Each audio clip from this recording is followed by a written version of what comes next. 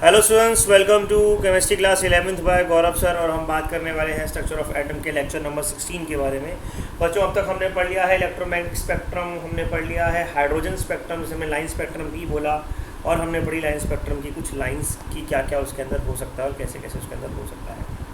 इसके बाद आज हम बात करने वाले हैं बोर एटॉमिक मॉडल के बारे में। तो शुरुआत करते हैं बच्चों, अपने लेक्चर की तरफ बढ़ते हैं आगे, बोर एटॉमिक मॉडल के बारे में बात करते हैं।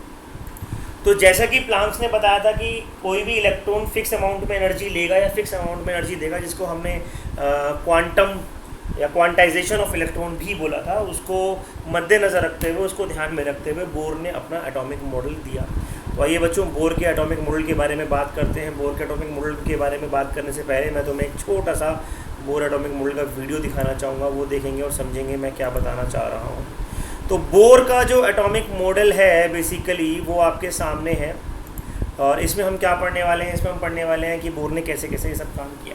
देखिए, बोर से पहले जे थॉमसन आए, जे थॉमसन से पहले रदरफोर्ड आया। रदरफोर्ड ने अपना एटॉमिक मॉडल दिया था, और रदरफोर्ड ने जो एटॉमिक मॉडल दिया था, अगर हम उसकी बात करें तो उसके अंदर जो सबसे बड़ी प्रॉब्लम आ रही थी वो यही आ रही थी कि भैया वो ये नहीं बता पाया था इलेक्ट्रॉन कहाँ कहाँ कैसे कैसे रिवॉल्व करते हैं, एनर्जी कहाँ से मिल रही है, कहाँ जा रही है। तो रदरफोर्ड के इस प्रॉब्लम के बारे में, रदरफोर्ड के एटॉमिक मॉडल के प्रॉब्लम के बारे में जो था वो सबसे पहले बताया किसने, नील बोर ने बताया। रदरफोर्ड ने कहा कि इलेक्ट्रॉन जो है, जैसे कि आप देख पा रहे हैं, इलेक्ट्रॉन जो है वो न्यूक्लियस के चारों तरफ रिवॉल्व कर रहा है। कहाँ रिवॉल्व कर रहा है, कैसे रिवॉल्व कर रहा है, वो कुछ नहीं पता है, बस हाँ न्यूक्लियस के चारों तरफ रिवॉल्व कर रहा है, ऐसा रदरफोर्ड ने बताया था। रदरफोर्ड ये नहीं बता पाए कि इसके पास एनर्जी कहाँ से आ रही है, और ना ये बता पाए कि जो पाथ है, जो रास्ता है, ये रास्ता कहाँ से आ रहा है और कहाँ जा रहा है। उसको एनर्जी के बारे में भी कुछ मालूम नहीं था।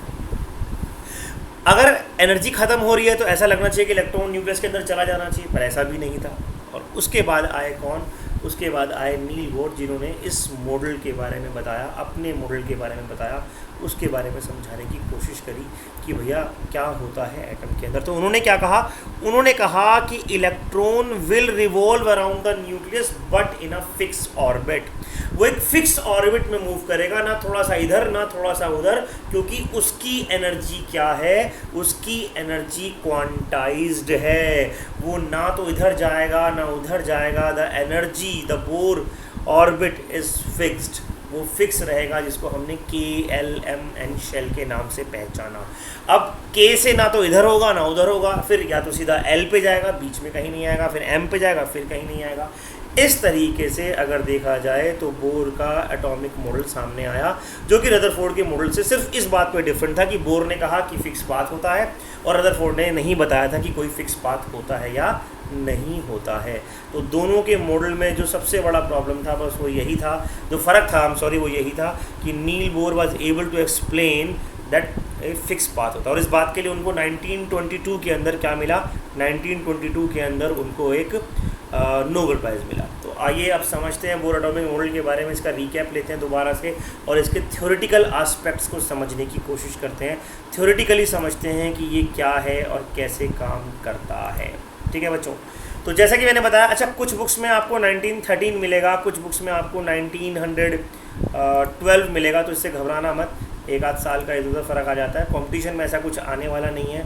तो फ़िलहाल हम मान के चलते हैं 1912 में बोर ने अपना एटॉमिक मॉडल दिया, और 1912 में एटॉमिक मॉडल देने के बाद 1922 में बोर को क्या मिला, 1922 में बोर को उसके लिए नोबेल प्राइज़ मिला। यहाँ तक कोई दिक्कत तो मुझसे पूछ सकते हैं, आप चैट में लिख सकते हैं, बता सकते हैं कि सर ये प्रॉब्लम आ रही है। I will definitely give answer to your problems. तो आइए बच्चों, समझते हैं बोर के एटॉमिक मॉडल को डिटेल के अंदर। तो बोर ने क्या करा था, बोर ने रदरफोर्ड वाले मॉडल के सारे एस्पेक्ट्स अपने पास रखे थे। उन्होंने ऐसा कुछ नया नहीं करा था, उन्होंने रिटेन रखा था किसको, रदरफोर्ड के मॉडल को। रदरफोर्ड के मॉडल के बारे में कुछ ज़्यादा चेंजेस नहीं लाए थे, सिवाय एक चीज़ के कि उन्होंने कहा था इलेक्ट्रॉन एक स्टेशनरी ऑर्बिट में मूव करता है, इलेक्ट्रॉन एक फिक्स ऑर्बिट में मूव करता है, ऐसा बोर ने बताया था। बस ये एक सबसे बड़ा फ़र्क था बोर के एटॉमिक मॉडल के अंदर। ठीक है जी, आगे बढ़ते हैं बच्चों। बोर ने इस मॉडल में क्या क्या पोस्टुलेट्स दिए और क्या क्या उन्होंने ये बातें बताई, वो बातें मैं आपको बताना चाहूँगा। तो सबसे पहली बात जो बोर ने बताई वो क्या बताई, वो बताई the electron move around the positively charge nucleus in a circular orbit, and the centripetal force for this motion is balanced by the electrostatic attraction. क्योंकि इलेक्ट्रॉन नेगेटिवली चार्ज है, प्रोटॉन पॉजिटिवली चार्ज है, और दोनों के बीच में एक attraction force लग रहा है जिसकी मदद से वो आपस में एक दूसरे के पास हैं और इलेक्ट्रॉन उसके चारों तरफ रिवॉल्व कर रहा है। The second point is one of the most important point जो बोर ने बताया, और उसने क्या कहा, the electron can rotate in a certain orbit which are known as stationary और क्वांटाइज ऑर्बिट। यानी कि ना तो ज़रा सा इधर और ना ज़रा सा उधर, वो ना इधर जाएगा ना उधर जाएगा, वो बिल्कुल अपने फिक्स ऑर्बिट पे घूमता रहेगा। जैसा अभी हमने थोड़ी देर पहले अपने वीडियो में देखा था, वो एक बिल्कुल फिक्स ऑर्बिट पे घूमता रहेगा, वो कहीं इधर से उधर नहीं जाएगा। और जिस ऑर्बिट में वो घूमेगा उसका एंगुलर मोमेंटम h/2π का मल्टीपल होगा। इसको समझते हैं वो क्या कहना चाह रहे हैं। देखिए, जब हमने ये पढ़ा कि भाई बोर अपने फिक्स ऑर्बिट में इलेक्ट्रॉन को घुमाना चाह रहे हैं, यानी कि बोर ने ये कहा कि मान लीजिए ये आपके पास न्यूक्लियस है और electron let's say k shell में घूम रहा है, electron let's say l shell में घूम रहा है। तो ये जो k शेल है इसका अगर डिस्टेंस जो है वो r है, ये जो k शेल है इसका डिस्टेंस r है, और k शेल को मैंने यहाँ पे ये जो n है ना, n देखो NH/2π दे रखा है n, ये जो n है ये n बेसिकली क्या है, ये शेल नंबर है। n क्या है, शेल नंबर है, और ये r क्या है, रेडियस है। तो मान लीजिए कि हमारा जो एटम है उसका मास है m, उसकी वेलोसिटी सॉरी इलेक्ट्रॉन जो है उसका मास है m, उसकी वेलोसिटी है e, और वो मूव कर रहा है डिस्टेंस r पे, और वो मूव कर रहा है किस पे, डिस्टेंस r पे। अगर वो डिस्टेंस r पे मूव कर रहा है तो उसका एंगुलर मोमेंटम, अच्छा तुमने अभी सर्कुलर मोशन मुझे नहीं पता पढ़ा नहीं पढ़ा, पर जब सर्कुलर मोशन पढ़ोगे तो मोमेंटम वर्ड तो तुमने पढ़ा ही है, mv होता है। और अगर हम सर्कुलर मोशन की बात करें तो एंगुलर मोमेंटम हो जाता है mvr। एंगुलर मोमेंटम क्या हो जाता है, mvr, सामने लिखा हुआ है एंगुलर मोमेंटम क्या हो जाता है, mvr। तो उसने कहा mvr बराबर होगा nh/2π के। h/2π कांस्टेंट है, तो भैया शेल कहाँ मिलेगा, रेडियस कहाँ मिलेगा, वहीं मिलेगा जहाँ h/2π कांस्टेंट होगा, nh/2π होगा, और n की वैल्यू होगी क्या, 1 2 3 4, कोई भी होल नंबर 0 को छोड़कर। और समझाता हूँ, डिटेल में समझाता हूँ, टेंशन मत लेना, इंपॉर्टेंट टॉपिक है, समझना कि मैं क्या कहना चाह रहा हूँ, या बेसिकली बोर क्या कहना चाह रहे हैं। बोर ये कह रहे हैं कि आपका जो भी इलेक्ट्रॉन होगा वो केवल उसी फिक्स ऑर्बिट में घूमेगा, जो भी इलेक्ट्रॉन होगा वो केवल उसी फिक्स ऑर्बिट में घूमेगा, उसी रेडियस पे घूमेगा, उसकी वैल्यू वही वाली r की वैल्यू पॉसिबल है जब h/2π होल नंबर में आ रहा हो, यानी कि n की वैल्यू होल नंबर आ रही है। इसका मतलब क्या, मैं फिर समझाता हूँ। मान लो m मास हमने पढ़ा था 9.1 × 10⁻31 kg, ठीक है जी। वेलोसिटी लेट्स से हम कहते हैं, हम कह देते हैं 3 × 10⁸ है, अभी हम मान लेते हैं। तो केवल वही वाली r की वैल्यूज पॉसिबल हैं जब h/2π होल नंबर में आ रहा होगा, 1 2 3 4 5 में। यानी कि मैं ये कहता हूँ कि मेरे पास न्यूक्लियस है और न्यूक्लियस के चारों तरफ ये इलेक्ट्रॉन घूम रहा है, और जब मैंने r की वैल्यू ये वाली रखी, r की वैल्यू लेट्स से कुछ भी आई, वो ये वाली वैल्यू रखी, कोई x वैल्यू रखी मैंने r की, तो उस x वैल्यू को इसके साथ रखकर, इस फॉर्मूले में रखकर जब मैंने मल्टीप्लाई करा h/2π से, तो मेरा होल नंबर n आता है। क्या आता है, n आता है, होल नंबर n आता है, ठीक है। तो भाई इस तरीके से बोर ने ये कहा कि भैया रेडियस ये वाले ही मैच कर सकते हैं और कोई रेडियस हो ही नहीं सकता। तो आपको मान लो मैंने r की अलग अलग वैल्यूज़ दे दी और मैंने कहा भाई यहाँ पर वो पॉसिबल है या नहीं है, यहाँ पर पॉसिबल है या नहीं है, तो आप क्या बोलोगे कि सर आप ये वैल्यू पुट करके देख लो, आप इस वैल्यू को पुट करके देख लो। कहाँ पुट करके देख लो, सर इस फॉर्मूले में पुट करके देख लो। अगर इस फॉर्मूले के अंदर h की वैल्यू सॉरी n की वैल्यू 1 2 3 4 कुछ भी आ रही है, मान लो मैंने कहा r की वैल्यू x है ना, समझ लो बात को। अरे बोलो हाँ कि ना यार, तो मैंने n इक्वल्स टू कितना हो जाएगा, mvr/h/2π। तो अगर n की वैल्यू होल नंबर आ गई तो ये वाला r पॉसिबल है, आप जो भी वैल्यू रखोगे वो पॉसिबल है, और n की वैल्यू होल नंबर नहीं आई तो भैया ये पॉसिबल नहीं है।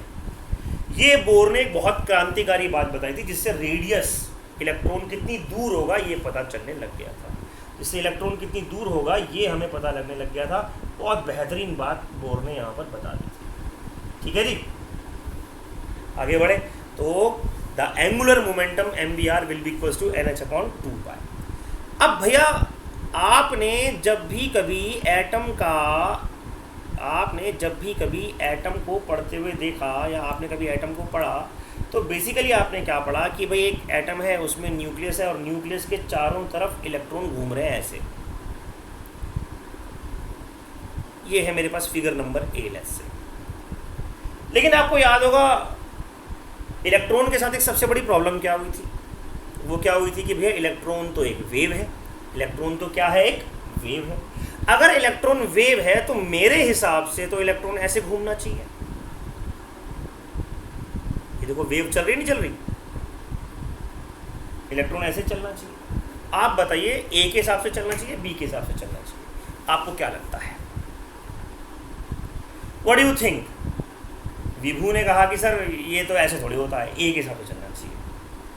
अक्षत ने कहा नहीं सर, जब वो वेव है तो वेव के हिसाब से। भाई देखो, मान लो मैं इस फिगर को थोड़ा अलग तरीके से तुम्हारे सामने बना के दिखाता हूँ मैं क्या कहना चाह रहा हूँ। भाई इलेक्ट्रॉन सीधा सीधा सर्कुलर पाथ में घूम रहा है, एक तो ये तरीका हो गया। और दूसरा तरीका क्या है कि जो इलेक्ट्रॉन है वो घूम तो सर्कुलर पाथ में रहा है, लेकिन एक वेव की फॉर्म में घूम रहा है इस तरीके से, वेव की फॉर्म में घूम रहा है इस तरीके से।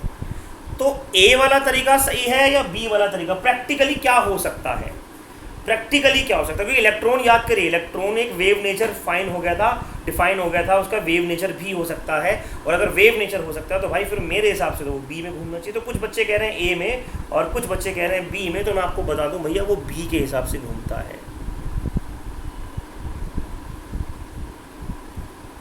किसके हिसाब से घूमता है? बी के हिसाब से घूमता है। It revolve in the form of B. ए क्यों नहीं? ए तो घूम ही रहा है, गोल गोल तो घूम ही रहा है। देख मैं समझाता हूँ, जैसे मान ले तू किसी घर के चक्कर काट रहा है बाइक पे। वैसे तू ऐसा बच्चा है नहीं, पर चल फिर भी मान ले तू किसी के घर के चक्कर काट रहा है बाइक पे, गोल गोल चक्कर काट रहा है। अब एक तो बच्चा होता है भाई, शरीफ बच्चा है, गोल गोल चक्कर काट रहा है। ज़्यादा शरीफ तो नहीं है पर थोड़ा शरीफ है, गोल गोल चक्कर काट रहा है बाइक पे। और कुछ नालायक बच्चे भी होते हैं जिनके पास बाइक स्कूटी आ गई तो वो समझते हैं कि अब दुनिया हमने फतेह कर ली। वो ड्यू व्यू पीकर कुछ तूफानी करने की कोशिश करते हैं और लहर खाते हुए चलाते हैं, है ना। तो इलेक्ट्रॉन जो है वो बेचारे के पास दोनों नेचर है।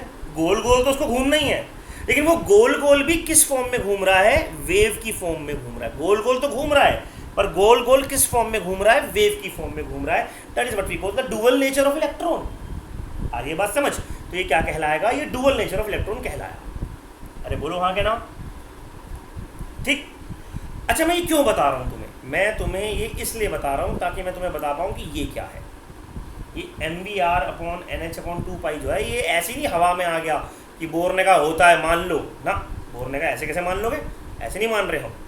तो basically the second figure represent the exact path of electron, ठीक। अब बहुत ध्यान से समझना बच्चों, जो मैं बताने वाला हूँ थोड़ा सा इसमें ब्रेन का यूज़ होने वाला है और बड़ा मज़ेदार यूज़ होने वाला है। अब समझिएगा, मान लीजिए ये जो रास्ता है, मैं एक ग्रीन कलर से रास्ता बना रहा हूँ। मान लीजिए ये जो रास्ता है, ये वेव बन रही है, ये वाली वेव जो है, ये देख लो ना, ये वाली वेव जो है ये रास्ता है इलेक्ट्रॉन का। अब इसमें कितनी वेव बन रही हैं गिनने की जरूरत नहीं है। मान लो there are n number of waves, n number of waves बन रही है, ठीक। इतनी बात समझ में आती है। और एक वेव की वेवलेंथ कितनी होती है भैया? वेव की वेवलेंथ किससे डिनोट करी जाती है? एक वेव की wavelength of one wave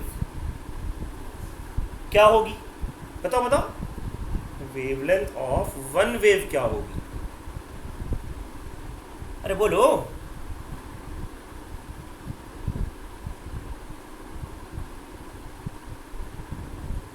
the answer is lambda. तो लैम्डा क्या है? Lambda is the wavelength. Lambda is the wavelength. Lambda क्या है? वेवलेंथ है। और वेव कितनी है? n। हम ये भी कह सकते हैं कि जितना इलेक्ट्रॉन एक वेव में चला वो लैम्डा डिस्टेंस है। तो n वेव में चलेगा तो कितना डिस्टेंस आएगा भाई? अगर n वेव में चल रहा है, नंबर ऑफ वेव्स बहुत सारी हैं, n वेव्स में चल रहा है, तो लैम्डा कितना आएगा? अगर n वेव में चल रहा है, अगर n वेव में चल रहा है तो लैम्डा कितना आएगा? n लैम्डा आएगा या नहीं आएगा? हाँ कि ना? n लैम्डा आ गया। तो इस सर्कुलर पाथ को कवर करने के लिए, इस सर्कुलर पाथ को कवर करने के लिए टोटल सरकमफ्रेंस कितनी है? टोटल सरकमफ्रेंस कितनी है? टोटल सरकमफ्रेंस n लैम्डा है या नहीं है? सही है और नो? टोटल सरकमफ्रेंस कितनी है? n लैम्डा है या नहीं है? यस और नो?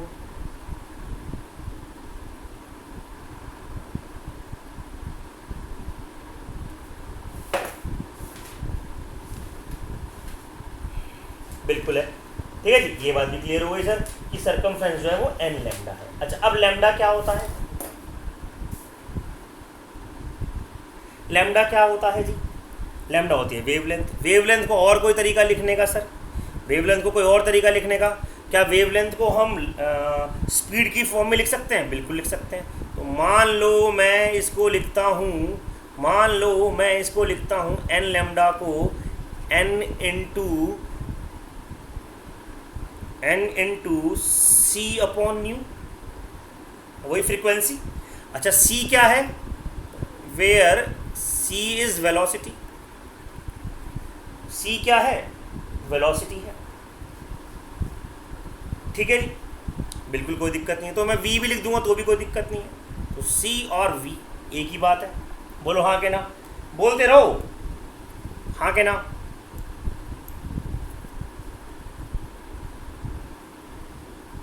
बिल्कुल हाँ। तो अब मेरे पास क्या आ गया, ध्यान से देखना। अब मेरे पास क्या आ गया, ध्यान से देखना। मेरे पास आ गया लैम्डा की जगह मैंने लिखा n v upon nu, n v upon nu, n v upon nu. बोलो कोई दिक्कत? ये किसके बराबर है? N v upon nu. ये इस रास्ते के बराबर है, ये इस रास्ते के बराबर है। और ये रास्ता है क्या? ये रास्ता सरकमफ्रेंस है। ये रास्ता है क्या? ये रास्ता सरकमफ्रेंस है। बोलो हाँ के ना?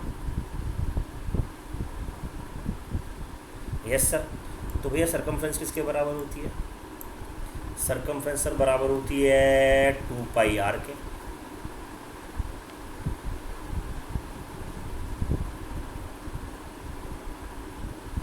ये रिलेशन आपको याद करनी है। सरकमफ्रेंस किसके बराबर होती है? 2 पाई आर के बराबर होती है। तो भैया इस तरीके से ये एक नई रिलेशन बनकर आई, ये एक नई रिलेशन बनकर आई। सरकमफ्रेंस किसके बराबर है? सरकमफ्रेंस बराबर है या तो n लैम्डा के, या बराबर है n into velocity upon frequency के, या तो n लैम्डा के या फिर n into velocity upon that angular momentum is. नहीं, बहुत सारे फॉर्मूले नहीं हो, आप बस एक लास्ट वाला फॉर्मूला याद रखेंगे, बहुत सारे फॉर्मूले याद नहीं रखने। अभी ये फॉर्मूला दोबारा आने वाला है। ये फॉर्मूला अभी एक चीज़ आएगी डी ब्रोगली वेवलेंथ, वहाँ बताऊंगा क्या होता है। फिलहाल आपके पास एक फॉर्मूला है क्या? mvr equal to n h upon 2 pi. क्योंकि अभी हमने h का रोल लेकर नहीं आए और मास का रोल लेकर नहीं आए हैं। अभी हम h और मास का रोल लेकर नहीं आए हैं, h और मास का रोल लेकर नहीं आए हैं। जब हम डी ब्रोगली पढ़ेंगे तब लेकर आएंगे। अभी हम केवल ये फॉर्मूला लेकर आए हैं। ठीक है भाई, तुम अगर ये नहीं भी याद करना चाह रहे तो तुम केवल इतना याद करो mvr equals to n h upon 2 pi, mvr equals to n h upon 2 pi. तो केवल वही रेडियस पॉसिबल है जिसका होल नंबर मल्टीपल आता है n, किसके? h अपॉन 2 पाई के, किसके? h अपॉन 2 पाई के।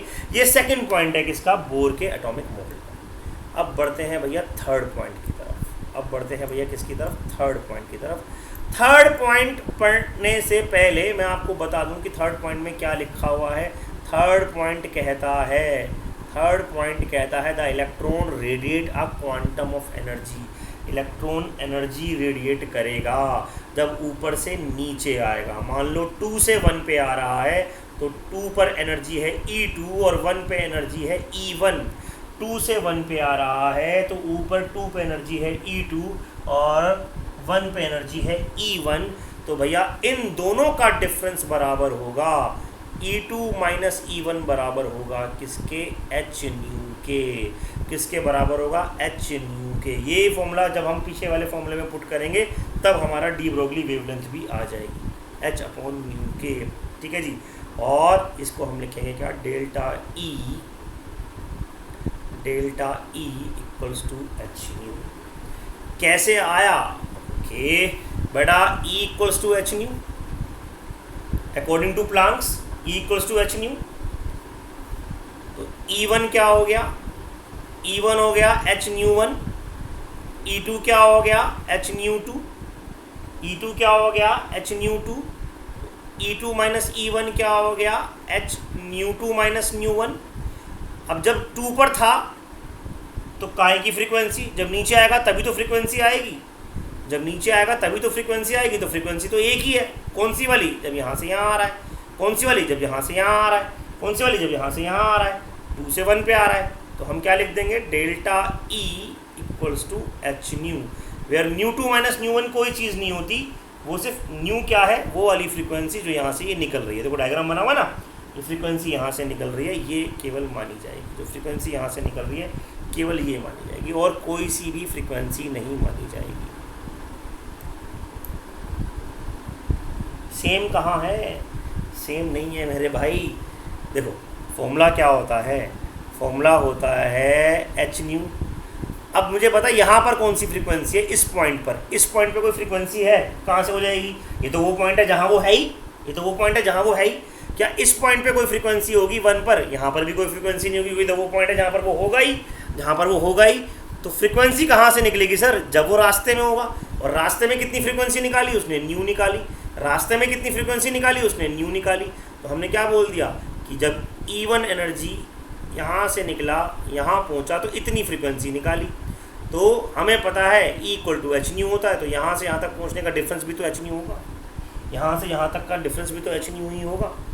ये बोर ने कह दिया। तो बोर ने कहा कितनी फ्रीक्वेंसी निकलेगी, भैया पहले की एनर्जी नाप लो, दूसरे की एनर्जी नाप लो, दोनों को माइनस कर दो और उसके अपॉन प्लांक से मल्टीप्लाई कर दो, इतनी एनर्जी निकलेगी या इतनी फ्रीक्वेंसी निकलेगी। तो बोर ने कुछ नया नहीं करा, बोर ने केवल रदरफोर्ड और प्लांक्स के कॉन्सेप्ट को मिक्स करता चला गया।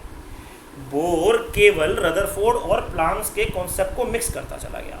तो बोर ने क्या कहा, बोर ने कहा द इलेक्ट्रॉन रेडिएट, इलेक्ट्रॉन निकालेंगे, द क्वांटम ऑफ एनर्जी, कितनी एनर्जी, कुछ एनर्जी निकालेंगे, कुछ एनर्जी निकालेंगे, और वो एनर्जी क्या होगी, म्यू होगी। कब निकालेंगे, जब वो E2 से E1 पे आएंगे। कब निकालेंगे, जब वो हायर से लोअर पे आएंगे, हायर से लो पे आएंगे, एनर्जी निकालेंगे। कितनी एनर्जी निकालेंगे, कैसे पता चलेगा, ऐसे पता चलेगा, फ्रीक्वेंसी नाप लो इतना चेंज आएगा, बिल्कुल फ्रीक्वेंसी निकाल लो इतना चेंज आएगा। बोलो भाई बात समझ में आती है, किसी को यहाँ तक doubt. So the third point is the change in energy will be, the change in energy will be equals to h nu. अब इसके बाद आता है भाई सबसे इम्पोर्टेंट पॉइंट और सबसे खतरनाक point, that is radius of nth orbit. कि किसी ऑर्बिट का रेडियस भी निकालना हो तो कैसे निकालोगे, किसी ऑर्बिट का रेडियस निकालना हो तो कैसे निकालोगे, कैसे निकालोगे फिजिक्स वाले बताएंगे आपको क्लास 12th में। लेकिन हम केमिस्ट्री में क्या करेंगे, हम सिंपली फॉर्मूला याद करेंगे। This is the formula to calculate the radius of nth shell. इसका क्या मतलब है, इसका मतलब ये है कि मान लीजिए मैं आपसे ये कहता हूँ, मान लीजिए मैं आपसे ये कहता हूँ कि मेरे पास एक एटम है, ये उसका न्यूक्लियस है, ये उसका पहला शेल है, ये उसका दूसरा शेल है, ये उसका तीसरा शेल है। मैं कहता हूँ बताओ तीसरे शेल का रेडियस, यानी कि यहाँ से यहाँ तक का डिस्टेंस कितना होगा, तीसरे शेल का रेडियस यानी कि यहाँ से यहाँ तक का डिस्टेंस कितना होगा।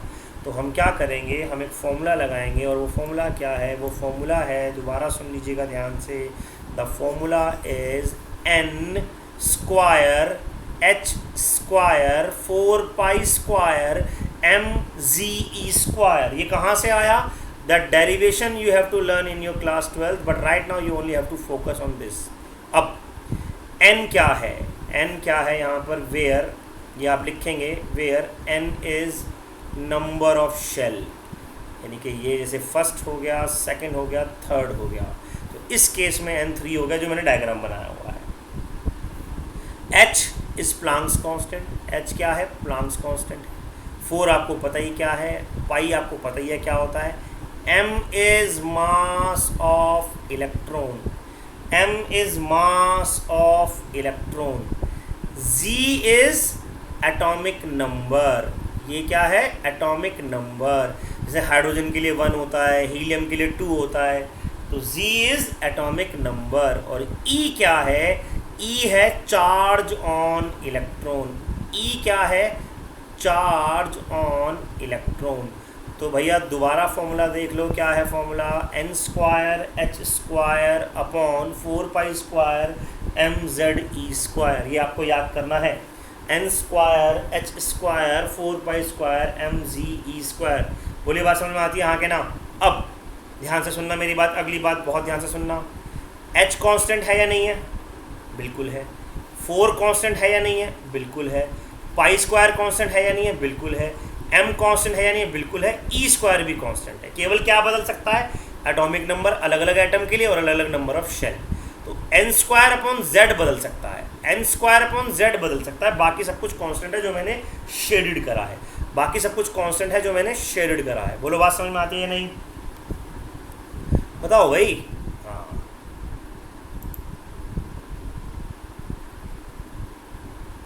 अब जब हम इस कांस्टेंट पार्ट की वैल्यूज़ को कैलकुलेट करके रख दें अपने पास पहले से ही, जैसे कि आप देखते हो ना कुकरी शोज़ में, हमने आपके लिए पहले से ही उबाल के रखा है, हमने आपके लिए पहले से ही ये करके रखा है, वो करके रखा है, तो वो जो करके रखा है वो ये वैल्यू आ जाती है, दैट इज़ 0.529 एंगस्ट्रॉम। और हमारे पास R का फॉर्मूला क्या बन जाता है? n² upon z 0.529 Armstrong. हमारे पास R का फॉर्मूला क्या बन जाता है? n² z upon 0.529 Armstrong. तो ये जितनी भी कांस्टेंट वैल्यू थी उसको हमने पहले से ही कैलकुलेट करा, और कैलकुलेट करके हम अगर ये वाली वैल्यू ले आएँ, कैलकुलेट करके अगर हम ये वाली वैल्यू ले आएँ तो हमें बस अब क्या रखना है? n² upon z। हमें अब क्या रखना है? n² अपॉन z, और हमारा काम होता जाएगा। हमें अब क्या रखना है? n² अपॉन z, हमारा काम होता जाएगा। बोलो बात समझ में आती है या नहीं? लेकिन फॉर्मूला याद ज़रूर करना है। कहीं आप ये सोचो कि फॉर्मूला याद नहीं करना है तो भैया मार्क्स कटेंगे। फॉर्मूला पूछा जाता है एग्ज़ाम में, आपसे 11th क्लास में एक्सपेक्ट किया जाता है कि आप ये फॉर्मूला लर्न करके रखेंगे। आपसे 11th क्लास में एक्सपेक्ट किया जाता है कि आप ये फॉर्मूला लर्न करके रखेंगे। So you have to learn this formula, you have to learn this formula. ये फॉर्मूला आपको लर्न करना है, ठीक है जी। अब इसके ऊपर बेस्ड क्वेश्चन कैसे आएंगे? अब जैसे मान लो मैं कहता हूँ कि ये मेरे पास लिथियम का एटम था, ये जो हमने एटम लिया था ये किसका एटम था? लिथियम का। किसका एटम था? लिथियम का। और चलो लिथियम का रहने दो यार तुम, क्योंकि ये दोनों 3 हो जाएंगे तो तुम कंफ्यूज हो जाओगे। तुम सोचो ये बेरिलियम का है। ये कौन सा एटम है? बेरिलियम का। तो बेरिलियम एटम के थर्ड शेल के इलेक्ट्रॉन की आपको क्या बतानी है? रेडियस बतानी है। बेरिलियम एटम के थर्ड शेल के इलेक्ट्रॉन का रेडियस बताना है, कहाँ होगा थर्ड शेल का इलेक्ट्रॉन। तो आप क्या करोगे? आप कहोगे सर Z तो हो गया कितना? Hydrogen, helium, lithium, beryllium, Z हो गया सर 4। और N की वैल्यू कितनी हो गई सर? क्योंकि आप थर्ड का पूछ रहे हो, तो थर्ड में N की वैल्यू हो गई 3। आप इसको फॉर्मूले में पुट करोगे क्या? 3 का स्क्वायर अपॉन 4। आप फॉर्मूले में पुट करोगे क्या? 3 का square upon 4 into 0.529 angstrom. Third shell नहीं है भाई, क्या हो गया? फर्स्ट, सेकंड, थर्ड, तीनों शेल हैं, ठीक है जी। फोर्थ होता है? हाँ सर बिल्कुल होता है, पर मैं पूछ ही नहीं रहा, मैं फोर्थ के बारे में बात ही नहीं कर रहा। सर सेकंड होता है? बिल्कुल होता है, मैं तो ये कह रहा हूँ यहाँ तक का बताओ मुझे। जब मैं फोर्थ पूछूंगा तो N की वैल्यू 4 रख देना। मैं अगर बेरिलियम की जगह हीलियम पूछ लूँ, मैं तो कहता हूँ भाई मुझे तो हीलियम में बताओ। आपको कहो सर हीलियम में फोर्थ कहाँ से हो गया? मैं तो कह रहा हूँ होता तो क्या होता? हीलियम में फोर्थ होता तो क्या होता? तो सर हम क्या करते? तो हम 2 की जगह या 4 की जगह हम 2 रख देते, हम 4 की जगह 2 रख देते। तो अब आपके हाथ में एक ऐसी ताकत आ गई कि आप किसी भी एटम के किसी भी इलेक्ट्रॉन का किसी भी शेल का रेडियस बता दोगे। हो या ना हो सर, अगर होगा तो ये होगा, नहीं तो नहीं होगा, बात खत्म हो गई सर, हमें क्यों टेंशन दे रहे हो। होगा तो ये होगा, नहीं होगा तो नहीं होगा, वो बात की बात है। अगर होगा तो ये वाली वैल्यू होगी सर, आप घर बैठ के निकालते रहिए। तो इस तरीके से इस फॉर्मूले का यूज़ करके किसी भी एटम के, किसी भी शेल के रेडियस के बारे में बताया जा सकता है। जल्दी बताइएगा हाँ के ना, क्योंकि फिर हमें नेक्स्ट लेक्चर की तरफ बढ़ना है। बच्चों आगे का इसका second part, bore atomic model अभी ख़त्म नहीं हुआ है, इसका सेकंड पार्ट हम पढ़ेंगे नेक्स्ट लेक्चर में। तब तक के लिए stay tuned. Thank you very much.